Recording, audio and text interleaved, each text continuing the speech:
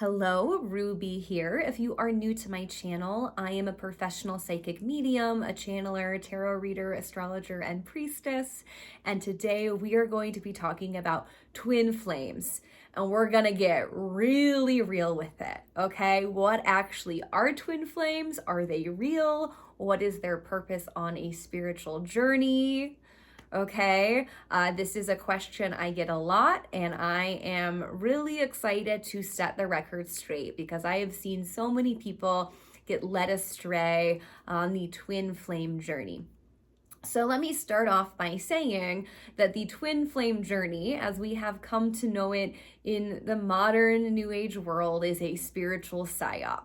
This belief that we share a higher self with another soul that is the opposite polarity point of us, that there is a runner and chaser dynamic, that eventually we come into union with them, and in doing so, we hearken the new earth. That's pretty much the tale of twin flames that has been spun by modern new age spirituality, and that is just not the case. And not only is that not the case, this is really a belief that has caused so much damage spiritually and psychologically to people. And we see that, in the documentaries about the twin flame cult that are on Netflix and Amazon Prime, which if you haven't watched those documentaries, I really recommend them.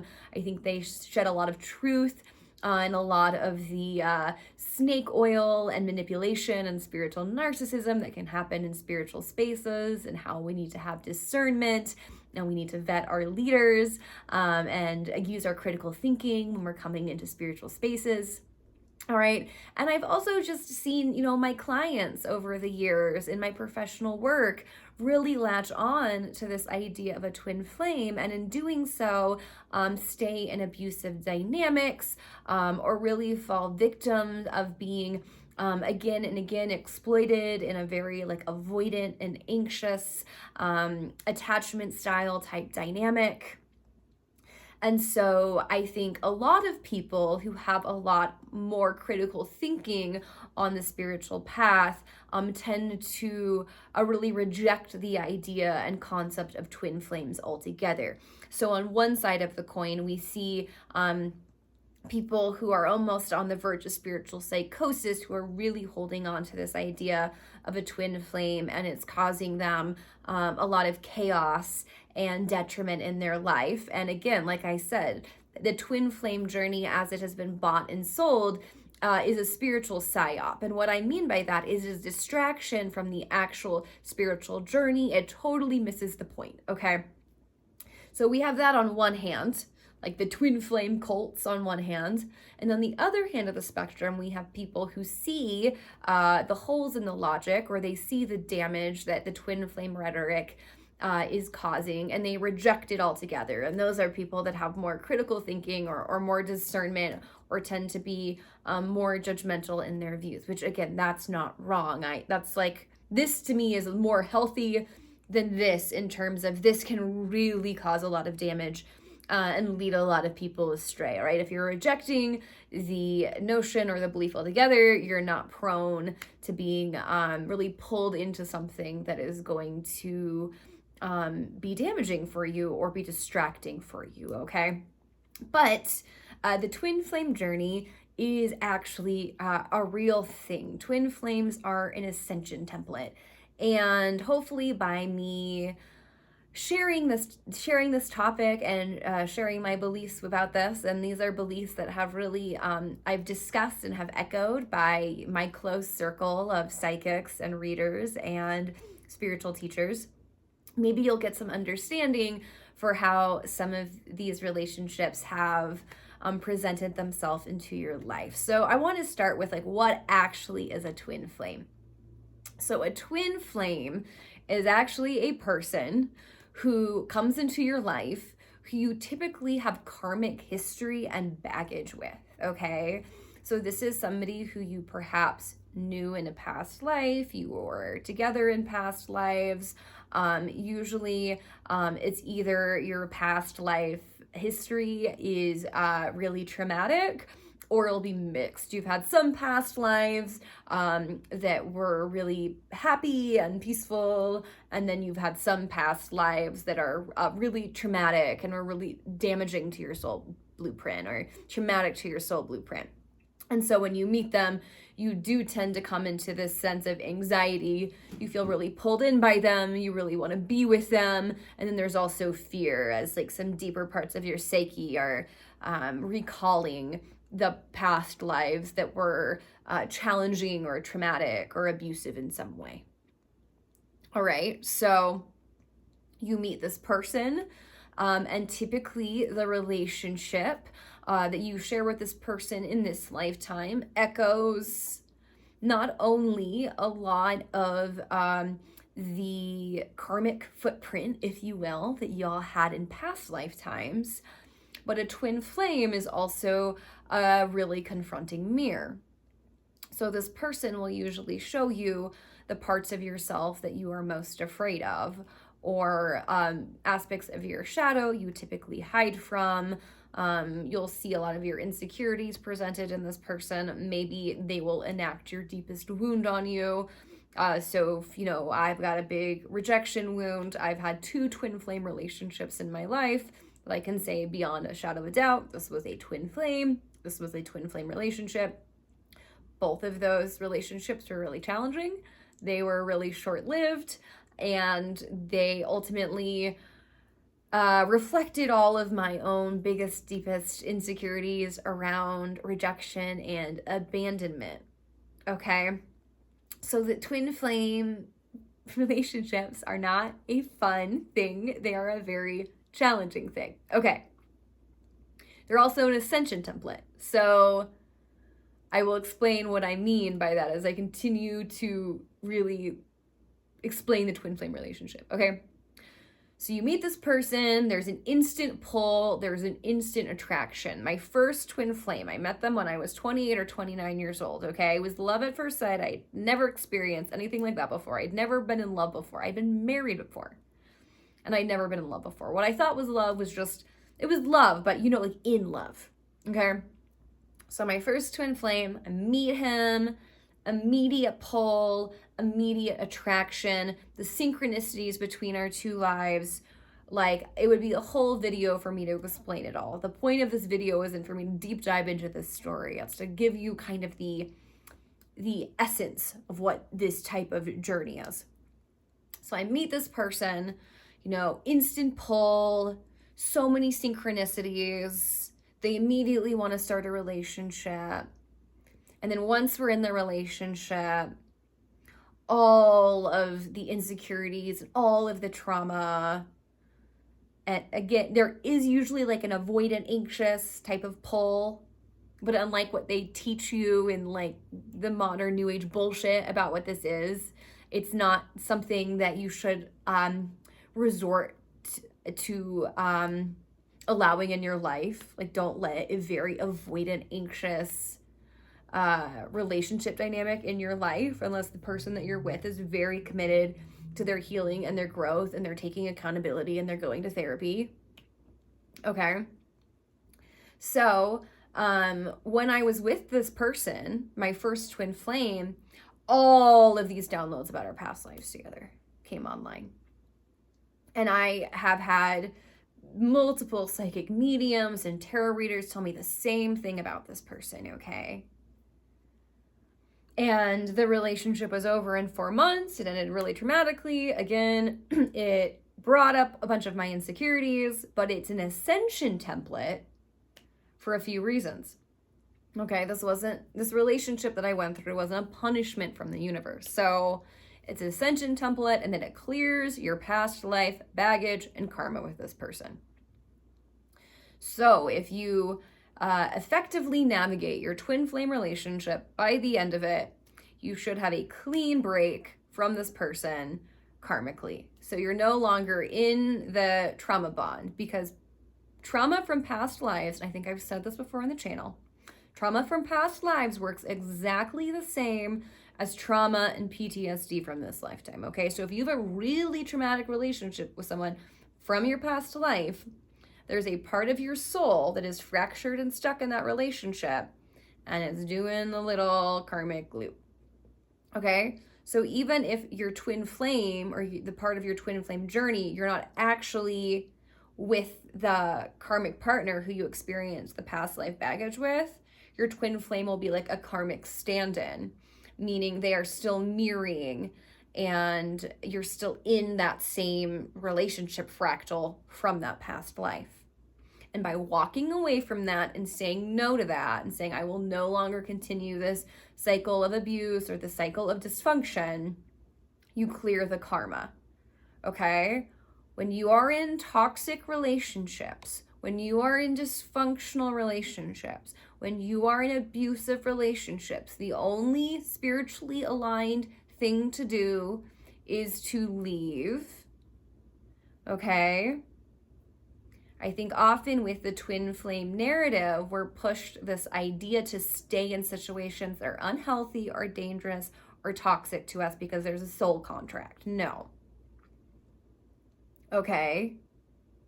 A lot of us as souls, though, are learning empowerment and sovereignty and personal authority, which means that a lot of us as souls this lifetime are ending patterns of oppression and abusive relationships by leaving things.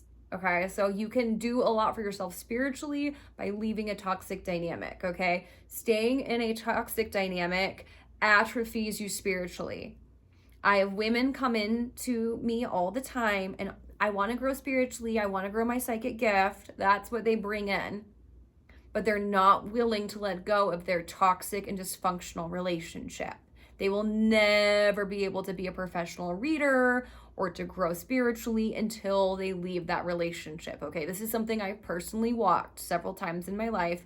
So I'm saying it from a place of very personal understanding.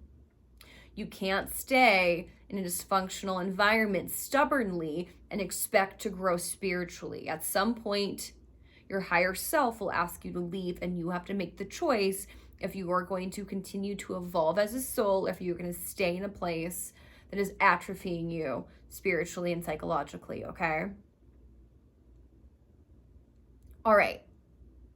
So, twin flames are an ascension template. A, because you end the past life karma. Okay? B, because they lead you into a deeper place of integration and wholeness in yourself. Okay? So whatever that person is mirroring for you, the opportunity is to actually integrate that. It's like real life interactive shadow work, okay? And sometimes this is a process that takes like several years after the actual encounter with the twin flame. Okay? So it's not just like you have your twin flame journey, you meet a person, it ends, and then suddenly you've integrated all the shadow work from that time period. You have to really ask yourself, why did I say yes to this relationship? What purpose did this relationship serve in my life? Okay, what is this showing me as a soul? Twin flame relationships are very humbling experiences because they usually show us the places in which we're a little spiritually mature, in which we're maybe still a little toxic, we're still a little dependent, we're not doing our own work, we're expecting things to, be outside of us, we're expecting the answers to be outside of us, etc. Okay, so my second twin flame relationship. Let's talk about my second twin flame relationship. I think a lot of us get confused because these relationships feel so fated. They feel like the universe just brought this person into our life. There's such a deep connection with this person at a soul level that we think this person must be the person I'm supposed to be with forever. And that's where we can get really stuck in the twin flame process. My second twin flame. They were coming in as I was doing readings for them months before I met them. I was doing readings for people around them. and they were coming in. I just knew this soul, and I knew I would be in a relationship with them. It was really, really strange. The day that I actually connected with them, I knew I was going to connect with them. I didn't know how or why. We connected, again, similarly to my experience with my first twin flame, immediate connection. Immediately, I want to be with this person. I want to give them everything. This was, I think, 4 years after my first twin flame experience. And we can have karmic relationships with people that aren't twin flames, okay? And the reason why I'm giving you personal examples is so you can see how this is like played out in your life. So when I met this person, this is my second twin flame I'm talking about, and they came into my life and I had this immediate connection. I immediately want to be with them, and I was so psychically tuned into them, and I'd felt them for months, and they'd had also the experience of being really attracted and drawn in to me for months. My first reaction wasn't, this is a twin flame. My first reaction was, oh, this is like my soulmate. This is the person I'm supposed to be with. The universe brought this person into my life. Also, the universe likes to humble me because I think I've learned all my lessons. And it allows me to be a good reader, you know, as someone that still continues to go through my own challenging spiritual initiations. It keeps me a really grounded and honest and empathetic and humble reader, which I'm grateful for. I'm grateful that I can hold space in that way. So, even though I had experienced the twin flame journey once before, second twin flame comes around and I just dive right in. I don't practice a lot of discernment because the pull is there, and you'll feel that when it's a twin flame. It's like everyone around you will tell you no, or it's not a good idea, perhaps. But the pull towards this person is so magnetic. It's so strong. And again, my second twin flame experience, no multiple past lives I had with this person. But knowing your past lives that you have with a person doesn't mean you're supposed to be with them. It doesn't mean they're your soulmate. It doesn't even mean that they're really a special person or a good person. Okay? Both of my twin flames were really morally lacking by the end of it, which I think for me was humbling. Like, I'm so into this person. I want this person so bad. And they're morally and spiritually lacking in ways. They're not doing their own work. But an ascension template, right? Because if you can integrate the lessons of your twin flame, I know I'm repeating myself a little bit, but not only are you clearing the past life karma, but you are evolving as a soul, right? If there are certain karmic traps we've been in relationally, and we do some of our greatest spiritual work relationally, it is so easy to be spiritually advanced and enlightened and be a celibate monk. All of our triggers and our stuff and our baggage and our trauma, where does that come up? It comes up in relationships. Okay? So if we've had certain karmic hooks in us for a long time with certain patterns or certain partners, what the twin flame journey does is it really mirrors for us all of our stuff, so we can have a death and rebirth process. And anyone who has actually gone through a real twin flame experience knows that it is a death and rebirth process. That usually the pain of that relationship ending, the pain of being confronted with your own insecurities from this and prior lifetimes, and you know, those Chiron wounds, those wounds of abandonment or not being good enough,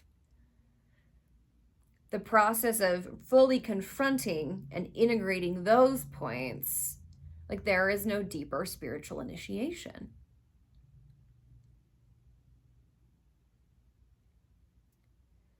So the twin flame journey isn't something that I would really ever wish on somebody, but it comes in at a point for spiritual initiation. And if you can know what it is, I think you can be more equipped to handle it. My first twin flame experience, I'd never experienced anything like it before, okay? And it was at the point where I was really going through all of these other spiritual awakenings and shifts. And so I was like, what is this? And I was like, well, this person must be my twin flame. And I almost like bought into the rhetoric. This was years ago. And then after that relationship was over, I was like, twin flames aren't real. You know, I fell into that category that I explained at the beginning of this video of, okay, using my critical thinking, twin flames aren't real. So after my first twin flame experience, I was like, twin flames aren't real. But it was confusing because if twin flames aren't real, then why was there all these synchronicities with this person? Like, it's denying the connection I had with this person. And logically, you could say, well, you just had that connection with that person because, you know, maybe there was a trauma bond, or maybe they were really embodying some qualities that, you know, from like a really early childhood developmental level, like place, you were, you know, being drawn to because of your, you know, your childhood trauma. But no, that's not what was happening. I just had a lighting change. Like there was something really spiritually going on with my first twin flame. So in just saying, oh no, that's not real, I was really bypassing and negating certain parts of my experience. And so, you know, years later in retrospect, really being able to validate for myself, no, that was a real twin flame experience. But the twin flame journey has been distorted, has given me a lot of clarity and understanding. So what can you do to really empower yourself, right, as a person on a spiritual journey? Well, I think the first thing is to not get caught up in the beginning stages of the twin flame, like, whole thing, right? And to not get too much story attached to it. Like, to really still stay in our discernment and our sovereignty, right? Because like I said, twin flames, there's like a lot of pull. They're so enticing. And so not just letting that part rule the show, the spiritual connection rule the show, but really asking ourselves, you know, is this person mentally and emotionally equipped to be in a relationship? Are we aligned in certain levels? And still letting that person's actions over time show you who they are, as opposed to getting really wrapped up. In both of my twin flame journeys, I got so wrapped up by the spiritual connection that I didn't take the proper necessary time to really ascertain if this was a safe person to be around, if this was a person that was actually going to be able to be there for me. Just like wanted it so bad because that deep spiritual connection was there, right? So staying grounded, staying rooted, not getting caught up in it, not overly romanticizing it. And then two, really asking yourself, you know, what is this teaching me as a soul? Like, what is this person showing me? What is this person mirroring for me? And what parts about them do I not like that are actually showing me pieces of myself, right? So if my twin flame has a really addictive behaviors, what addictive behaviors that do I have that I'm not seeing clearly? If my twin flame is really rejecting certain aspects of myself or can't hold space for certain aspects of myself, I have shame in those areas, right? I don't want to be seen in those areas. I don't feel I deserve things in those areas. And in doing so, you grow immensely spiritually.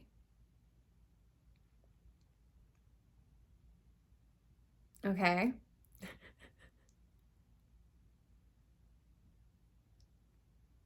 So, I think that this journey gets really romanticized into being something that it's not. And I really wouldn't wish a twin flame journey on anybody. But I think that it's necessary for certain souls to evolve and to clear their past life karma and to integrate certain lessons and themes. And I think there's certain astrological placements that if I were to look at your chart, I could show you if this is something that you'll be having in this lifetime, right? So like I have a South Node in Cancer conjunct Chiron, square my moon and Mercury. I'm working on a lot of attachment issues, releasing attachment stuff from my past lifetime. So it's pretty intuitive. Like even if I didn't know me, if I just looked at my chart, I would intuitively guess I might have a twin flame journey, or I might come across one of these relationships. All right, my sun is also in my 7th house. So I learn a lot through relationships. I'm a really relationally motivated person. Now, how do you know if someone is like a spiritual partner for you, right? Because I think a lot of people that watch this video, they might feel disappointed because they do feel called to some sort of spiritual relationship, okay? Another way that we could call twin flames is people we have karmic past with. So we could call them a karmic partner, or we could call them someone we have a soul contract with. But there's plenty of karmic partners that we will have that aren't gonna hit that twin flame thing, okay? So before I move on to spiritual partnership, like I just want to say, like the point of a twin flame partnership is not union. It is not union with another person. It is union with yourself, if anything. And usually in coming into union with yourself, you reject the toxic dynamic and the toxic karmic pull. And things that really pull us in are not usually good for us. Okay? I think that we expect low vibrations to feel really bad, lower frequencies to feel really, no, they feel great. Doing that thing that's going to have you on a karmic loop, like being stuck in the same relationship or using the same substance, those things feel all great. And there's a lot of people that are talking high vibration, high frequency that are in so much low frequency shit. And like I live in the most woo-woo, spiritual bypassy place in the entire world. And I see all these people in their toxic, abusive relationships not doing the work, calling people their twin flames, offering spiritual courses, and it's bananas crazy to me. Okay? That was a little side tangent. Okay, but I'm a real person. And that's why I'm like sometimes polarizing to those people. Because the thing is that like to actually be spiritually open is to be a real person. And anyone that just wants to feed you love and light isn't evolved enough at a level that I would ever actually take any insight they have without a grain of salt, okay? So now let's move on to spiritual partnership. So a spiritual partnership, okay, what will an evolved spiritual partnership look like for you? We just talked about twin flames and the twin flame journey. It's a little inescapable. Not all of us will have it, but most of us will. Spiritual partnerships, you'll definitely feel a sense of closeness and kinship to them. But unlike the twin flames, there won't be that racy, addictive feeling to it. The relationships will usually unfold a little slower over time. There'll be a sense of mutual safety and health to it. When issues arise in the relationship, because there will be issues that arise in every relationship, you're going to feel safe and seen enough to work through that issue. Okay? There isn't going to be somebody running away or somebody rejecting you or somebody getting really activated anytime a boundary conversation comes up, to the point where it's like both people's nervous systems are so activated and like you can't move through the healing process, if that makes sense. Okay, spiritual relationships, spiritual partnerships, they're mutually supportive. There is definitely like a polarity, like we see a lot of talk about divine masculine, divine feminine polarity points in this world. There usually is a little bit of a polarity like that, but there's space for both partners to be in their masculine and feminine energies in a truly healthy spiritual partnership. And in a truly healthy spiritual partnership, both souls understand the dharmic point of the other soul, and they both walk each other to that dharmic point. So there is a sense of interdependence and independence as opposed to codependence. And if there are issues of codependency within the relationship, because we're still working through our issues and working through our karma and spiritual partnerships, it's not like we come into them perfectly. So if there are issues of codependency, they're worked on healthfully within the container of the relationship so that can occur. So that both partners can meet their dharmic point. Okay? True spiritual partnerships don't feel as sexy and as racy and as enticing as twin flame relationships. If we're only used to twin flame relationships, we could very easily reject our spiritual partner. Oftentimes, the twin flame relationships prime us to be with our spiritual partner, okay? We see all of our wounding, we see all of our baggage, we see all of our issues, we work through and we clear those things to be ready for our spiritual partner. I have a lot of women that come in, they just want to meet their partner already. It's like so hard for them, and I empathize with them, okay? And I am not somebody that has not been there myself. But the more neediness, and I need this thing, the more spirit and the universe will say, okay, not yet. Because the union needs to come from within, okay? It's like when we've truly come into acceptance and wholeness with ourselves, then usually we will meet our spiritual partner. We'll meet our spiritual partner when we're least expecting it. We'll meet our spiritual partner when we're setting healthy boundaries and limits for ourselves to protect ourselves in dating. We'll meet our spiritual partner when we start to leave toxic situations earlier and earlier and earlier because we protect our own safety and our own spiritual progress. Okay, there's also no shame in having work to do relationally. So it's like doing the work relationally is part of the spiritual journey. But it's really important that we don't tie all of our happiness and security into a romantic relationship with another person, because that is an attachment that usually we have to end up working out within ourselves. Okay? Spiritual partnership is a beautiful thing. It's a wonderful thing. You know, being in a healthy romantic relationship where you're co-regulating is amazing. And it's something we should want. It's something that we shouldn't be ashamed of wanting if that's something that we desire. But I do see a lot of women in the spiritual community, they start to put everything into that want and that desire. And in doing so, they create a lot of distortion for themselves, and they usually have to endure a lot more lessons.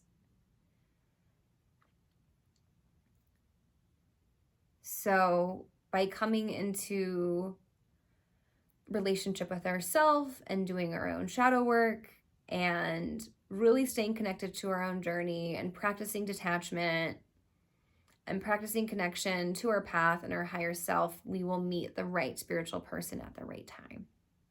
Okay?